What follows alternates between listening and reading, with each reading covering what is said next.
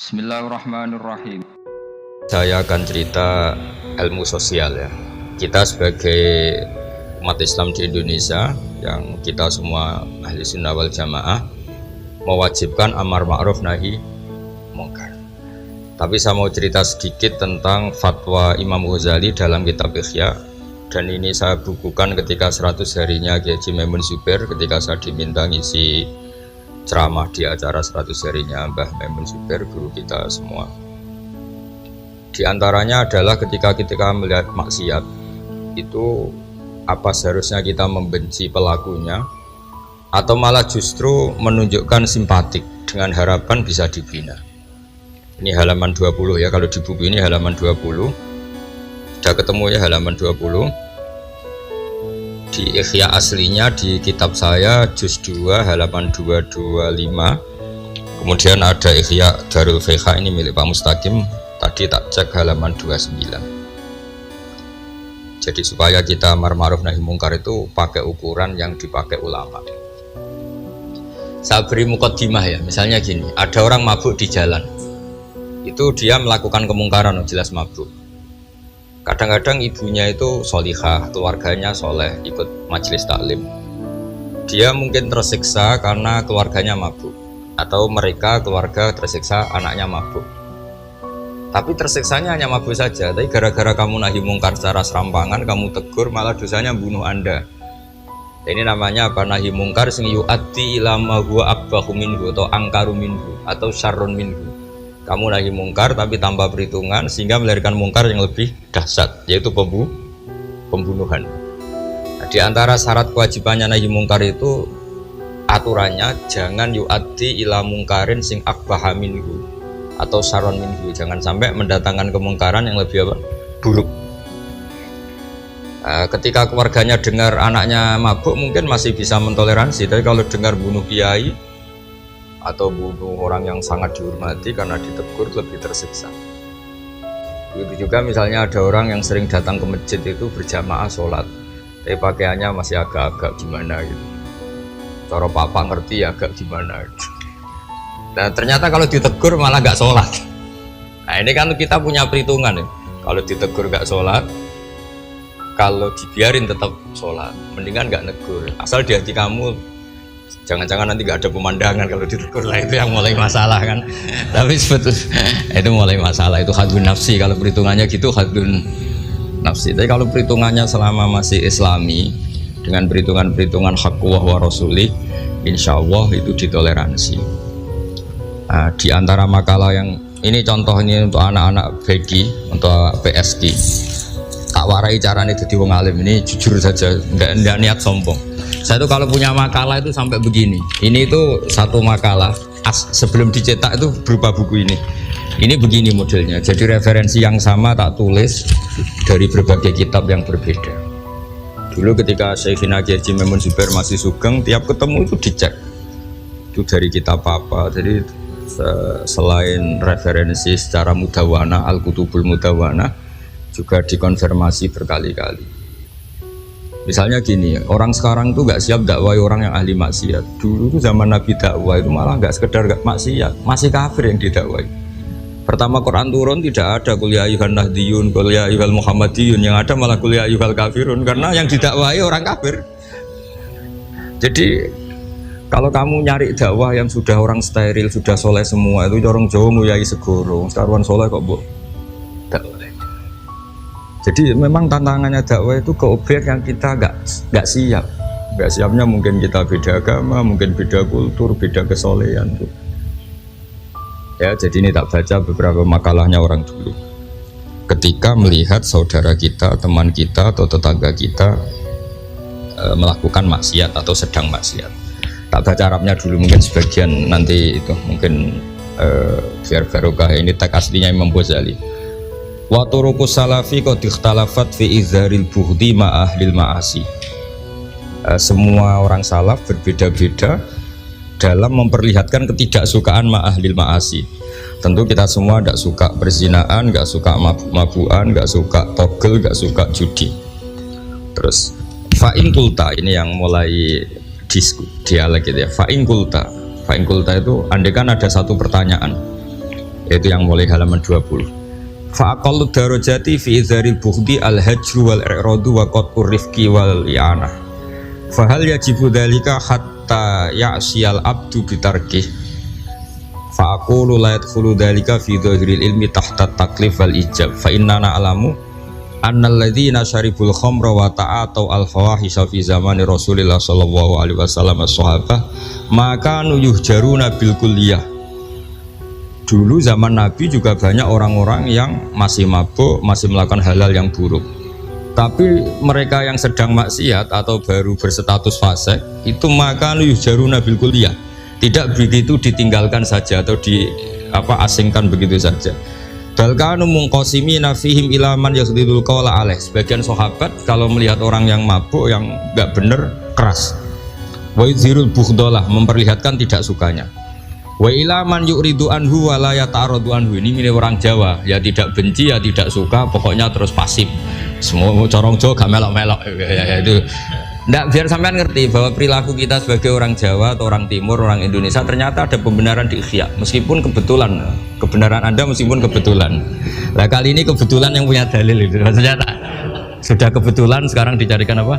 Dalil kan lumayan kan supaya kelihatan pinter gak Pak Zarkasi gitu. Kalau ini pinter dapat gaji. Jadi pinter ada dua, pinter yang digaji Allah kayak saya, yang digaji negara gak Pak Zarkasi. Maka pasti kaya saya lah, yang gaji lebih kaya. Saya dulu tuh sering ngajar di Jogja, ketika boyong di Naruan, di Rembang itu teman-teman saya yang kerja di Jogja itu tanya gini, Pak kok bisa ya, habis gaji tetap di Jogja pindah di kampung yang gajinya agak jelas. Ya jelas saya, kata saya, kok bisa gajinya dia itu surga, gaji kamu paling 2 juta. Terus dia bilang, ya ininya 2 juta dan surga, rakus gak baik kan. Tapi Allah itu maha luas, masih nggak apa-apa ya, gaji di dunia, gaji di akhirat nggak masalah. Jangan insya Allah betul sudah. Artinya gini, ketika melihat kemungkaran ini kan saya bela Bahmun, makanya judul ini Al-Intisar lil Madhabi Syekhina, bela Bahmun, bela Pak Kuras, bela bapak kita sendiri. Kita tidak pernah punya guru-guru yang melihat kemungkaran itu reaktif. Tapi secara referensi yang reaktif zaman dulu pun ada. Wa ilaman yuziru al-bughdalah, ada orang yang memperlihatkan ketidaksukaannya. Ya kita secara referensi itu ya ada kelompok yang seperti itu, mulai dulu ya ada. Ada yang tidak ngambil sikap. Nah ini sangat Jawa sekali. Wa ilaman yu'ridu anhu wa la yata'aradullah. Ya, tapi kamu jangan terus bilang wah Imam Ghazali berarti NU kultural ya enggak. Imam Ghazali itu ada sebelum Mbah Hasyim Asy'ari, nanti kamu ngait-ngaitkan Imam Ghazali punya KTA NU enggak ya enggak ini. Ya jelas ya, ada yang ngambil sikap apa? Yudhirul bughda, memperlihatkan ketidaksukaannya. Ada yang ngambil sikap yu'ridu anhu wa la yata'aradu lah. Nah ini yang ketiga, ini yang persis Wali Songo yang ketiga ini. Wa ilaman yang zuru ilaihi bi'ainir rahmah. Ada orang itu melihat temannya maksiat, saudaranya maksiat, bawaannya malah tambah suka, tambah sayang. Karena itu dianggap sarana menarik simpati, kemudian berharap nanti menjadi baik. Ini yang ketiga, ini yang mungkin paling berat, tapi itu percontohan yang diceritakan wali-wali Songo. Ini jelas ada ya kelompok ketiga. Artinya gini loh, kalau kamu melihat kiai atau sejarah Wali Songo yang empati atau membina orang-orang fasik dengan kasih sayang, kamu jangan langsung bilang ini Islam apa tidak nahi mungkar. Kamu yang kurang ilmu ribet. Ini jelas ada takbirnya. Mulai ini Imam Ghazali loh, Hujjatul Islam. Orang punya gelar Hujjatul Islam. Bukan dokter, bukan profesor, Hujjatul Islam. Sedunia lagi, bukan versi kampus tertentu. Sedunia, diakui sedunia. Ternyata mulai dulu ada orang yang pilihannya apa? Wa ilaman yang zuru ilaihi bi'ainir rahmah. Ada terusannya, wala yu'athirul muqata'ah wa taba'ud.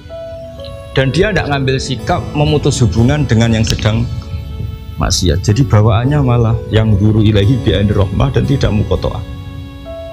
Tapi tentu ya tidak muqata'ahnya karena niat bina ya, bukan koalisi, bukan malah menek. Nanti kayak tadi kalau ada yang ke masjid masih pakaiannya agak gimana, dibina itu untuk lebih baik. Jangan takut kehilangan tontonan. Itu yang paling masalah itu. Hadu nafsi kalau itu. Kayaknya saya enggak lah, saya kiai. Ini cerita sampai ya, enggak cerita saya. Ya ini jelas nanti kalau yang punya kitab Ihya jelas ikut babnya Kitabu Adabil Ulfah wal Ukhuwah ya, jadi nanti yang kitab naskahnya beda itu di ihya'nya ikut apa? Kitabu Adabil Ulfah wal Ukhuwah, bab cara merasa empati kasih sayang. Itu di situ saya pernah baca khatam dan mengajarkannya juga berkali-kali, dan muasalah saya dengan ulama-ulama dulu yang sudah meninggal. Itu di situ Imam Ghazali kalau dalil itu gini, sampai begini ekstrimnya. Mungkin bagi orang awam tidak ekstrim, tapi bagi ulama itu ekstrim. Fa inna wa ta'ala qadim tanna alaina bi nikmatil ulfah was suhbah isqala wa allafa baina qulubihim. Jadi kebencian itu tidak termasuk nikmat yang dihitung Allah. Yang dihitung Allah termasuk kenikmatan itu wa allafa baina qulubihim. Jadi mu'alafa, merasa nyaman dengan teman kita, saudara kita, meskipun beda ormas, beda kultur, beda apa, itu bagian dari kenikmatan. Jadi jangan mentang-mentang kamu diminahi mungkar terus adanya kebencian. Itu di Quran jelas, nikmat itu dihitung termasuk pemberian Allah terbesar itu wa allafa bainakum. Bahkan Allah ngendikan lau anfaqta ma fil ardi jami'an ma allafta baina qulubihim walakin Allah allafa bainahum.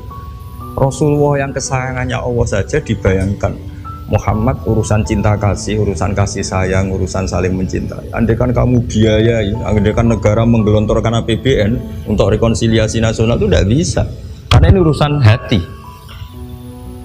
Kamu bisa tak kayak sak miliar seneng wong elek? Enggak bisa. Atau ora usah dibiayai wong ayu. Kan susah sekali itu. Kamu bisa seneng orang yang nggak pernah berbuat baik sama Anda? Enggak bisa. Tapi walakin Allah allafa, kalau Allah sudah menghendaki itu semuanya bisa. Kita kadang mencintai orang yang nggak pernah berjasa sama kita. Kamu punya teman yang sering takdir kamu nggak pati cocok sama orang yang nggak pernah naktir kamu seneng. Kalau Allah sudah alqal mahabbah, siapa yang bisa mengendalikan kehendak Allah? Kamu punya teman mulai SMP, SMA tidak bisa senang, ketemu pertama di bus senang. Yang bisa ngatur itu siapa kalau nggak Allah? Meskipun cara kaidah witing Krishna jalaran kulino, tapi nak Allah menghendaki pandangan pertama senang, pandangan 9 tahun bosen. Tidak kurang cara. Kalau makanya para ibu-ibu harus berdoa, ya Allah ya muqallibal qulub sabit qalba zauji ala mahabbati. Itu kalau nggak didoakan wah bisa hilang semua itu kan. Suaminya nggak mau berdoa gitu karena takut kurang variasi.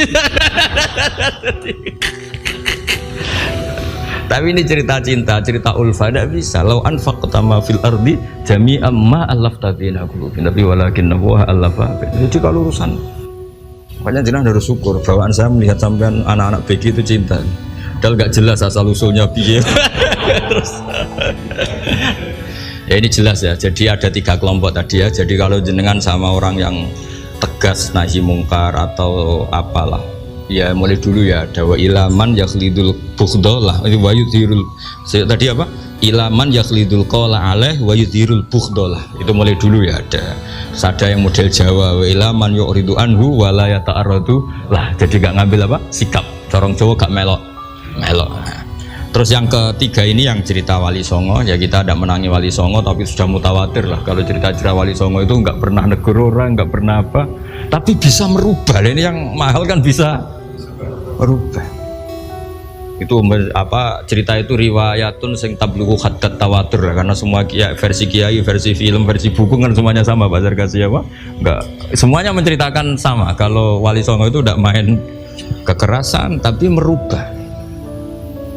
Kalau orang-orang yang terlalu liberal kan ya orang rubah, malah tadi seneng aja kalau ini semua orang pakai hijab ribet. Nah, itu yang ribet kalau sampai ganti niatnya gitu. Ribet gak punya pandangan tadi loh, pada perhitungannya itu ribet kalau perhitungannya gitu. Ya ini jelas ya. Kelompok ketiga dan ini menurut saya yang luar biasa, wa ila man yang zuri ilaihi bi'ainir rahmah wa la yu'athirul muqata'ah wat tabal. Fahadihi daqaiqu diniyatun takhtalifu fiha turuqus salikin.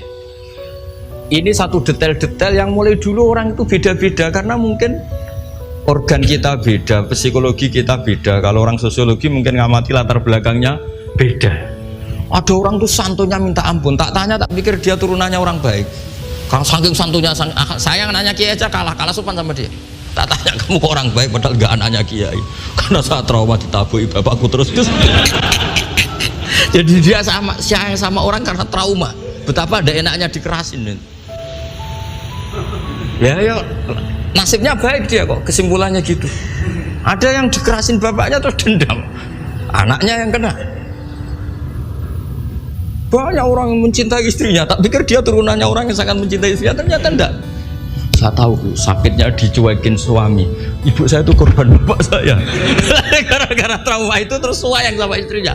Karena ibunya korban dibiarin sama bapaknya, ditinggal kemana-mana. Jadi kadang manusia itu nggak bisa ditebak. Ada yang anaknya orang harmonis, dia ada harmonis. Kok monoton ya? Ya kalau sudah mukhalifal qulub nggak pernah tahu kita. Ya, makanya sudah lah, donga aja ya mukhalifal qulub sabit qalbi ala din. Ini para istri donga ya mukhalifal qulub sabit qalba zauji ala mahabbati. Tapi aku yakin bapak-bapak gak berani doa gitu. Sabit qalbi ala mahabbati zaujati gak berani. Takut goblok saja. Kayaknya monoton tadi. Ya. Ya jadi jelas ya, ini masalah-masalah yang nggak mungkin ada kesepakatan ya. Ini jelas fahadhihi daqaiqu diniyah takhtalifu fiha turuqus salikin. Nah daqaiq itu artinya gini ya, daqaiq itu sudah detail. Dikoh, daqaiq jamaknya daqiqah, dikoh itu detail. Bukan daqaiq bahasa Arab sekarang artinya menit. Oh daqiqah, daqaiq, ada menit barang ini apa dari ini maksudnya dari kata dikoh apa? Detail. Detail itu maksudnya gini. Saya beri contoh ya, semoga contoh ini tidak menyinggung siapapun ya, karena ini murni contoh. Misalnya ini ada warung kopi ya, warung kopi itu dijaga orang cantik, ramah. Terus ini itu dijaga orang solihah tapi judes. Sini boleh utang, ini nggak boleh utang. Ini contoh gampang saja, contoh yang awam saja, model goblok saja. Kita ngaji model awam saja. Terus kamu orang netral. Masih netral ya tidak soleh-soleh banget, ya tidak fasik-fasik banget. Ya kayak kelas-kelas gini kan nggak soleh-soleh banget, agak ya nggak jelas lah bahasa pasnya itu nggak jelas. Kalau bahasa Qur'annya wa akharuna atarafu bidunubihim kholatu amalan sholihah wa akhara. Delok kiai ya gelem, delok wedok ya gelem. Konser ya teko, pengajian ya teko, ini jenis kholatu amalan sholihah wa akhara saya. Jadi Quran sudah gambarkan. Makanya kelompok kayak kamu itu termasuk kelompok yang dibayangkan Quran. Tapi ya itarafu bidunubihim, kalau malam ya istighfar, astagfirullahaladzim. Sudah pas lah gambaran Quran itu pas, sudah kamu partainya itulah jelas sudah. Kan kita nggak mungkin partai wa minhum sabiqum bil khairati binwa, enggak lah. Ambune enggak kelihatan. Kalau kalian sudah wali pasti saya tahu, kan ada daftarnya. Wali itu ada daftarnya, ada anggotanya, ada apa? Ada membernya ya betul. Ya saya ulang lagi ya. Ini solihahnya, solihah itu ya solihah lah. Ini misalnya orang ya gitulah.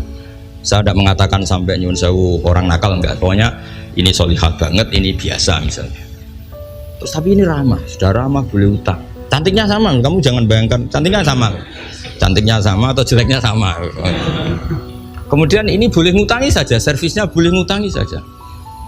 Itu kira-kira kamu marung kemana? Ke sini kan? Yang boleh utang kan? Karena al-insan abdul ihsan.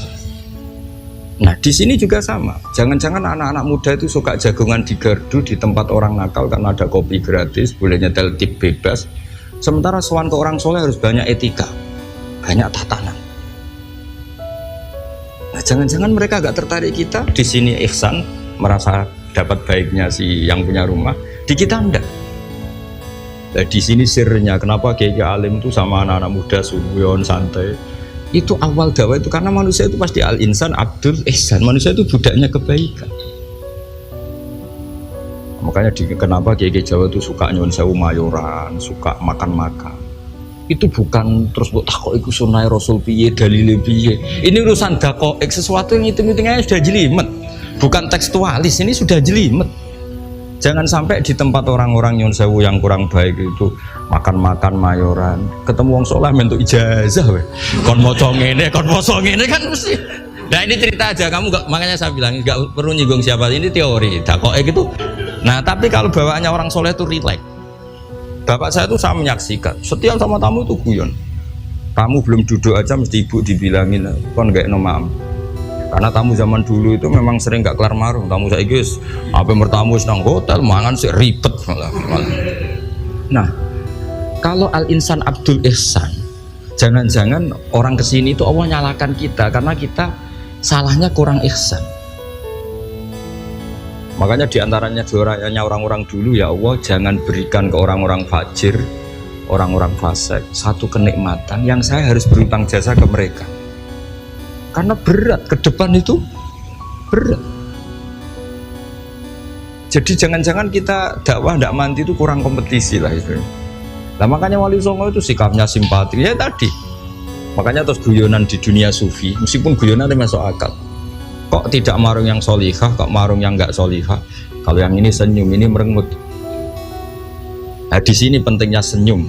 Meskipun fikih berfatwa senyum itu sunat, saya ulang lagi, fatwa fikih formal itu kan senyum itu sunat. Tapi ada surah yang senyum itu wajib.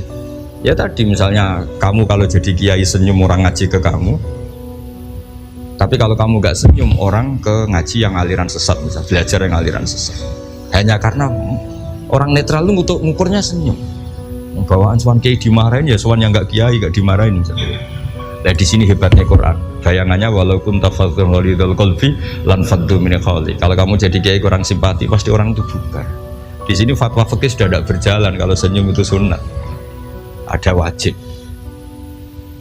Tapi bukan wajib yang keliru Pak tadi jabu malam ya jenda, ini wajib yang karena hitung-hitungan syariah itu.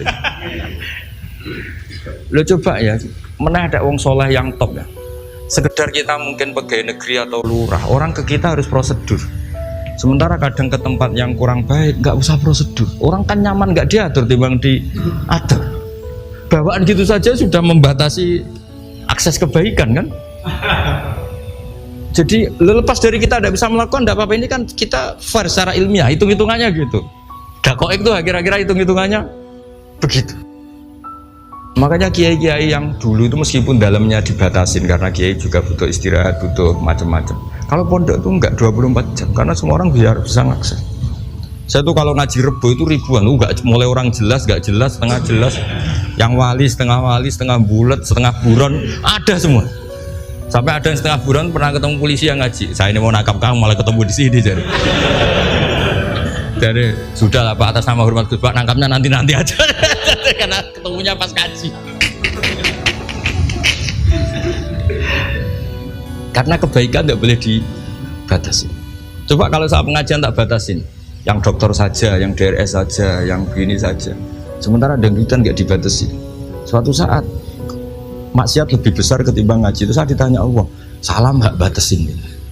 Saya juga nggak bisa jawab kan kira-kira gitu. Nah ini dakoik, maksudnya ini cerita saya tidak ingin nyinggung siapa ini, maksudnya dakoik itu suatu yang perhitungannya detail itu jelimet. Saya punya tetangga kalau tukaran sama suaminya itu jujur betul. Kenapa nak tegakno kopi ra gelem, senane ngopi ning warung. Nang kono nak nyugoi mbek senyum kowe ora. Istri kamu kalau nyugoi, oh ngombe. Di warung kan ngersakno nopo. Padahal cantiknya kadang ya sama, atau kadang cantik istri kamu. Tapi gara-gara dua. Nah itu sudah dakoik apa? Dakoik. Ini urusan kompetisi. Ke kiai dimarahin, ke sini di servis. Nah, ini monggo lah kita belajar bahwa karena sebagian riwayat disebut Rasul Akli Badal Iman Billah At-Tawaddud Ilan Nas. Setelah kita berargumentasi ilmiah secara tauhid, urutan dakwah berikutnya At-Tawaddud Ilan Nas. Kita harus bersikap simpatik dengan harapan simpatik itu membawa orang ila wahi wa rasul.